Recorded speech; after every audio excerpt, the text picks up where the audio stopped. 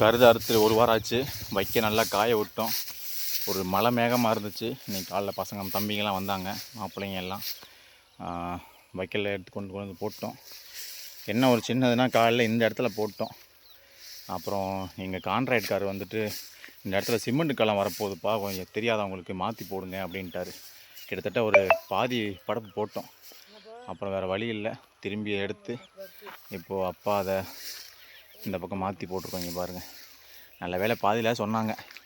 இந்த வழியாக வந்தார், அதனால் பார்த்துட்டாரு. அவர் பார்க்காம இருந்தால் திருப்பி எல்லா படப்பையும் நாங்கள் மொத்தமாக தான் மாற்றிருக்கணும். அப்பா மேலே இருக்கார். இந்த மாதிரி யாருமே இப்போலாம் படப்பு போகிறதில்ல, எல்லாம் கட்டி போட்டுறாங்க.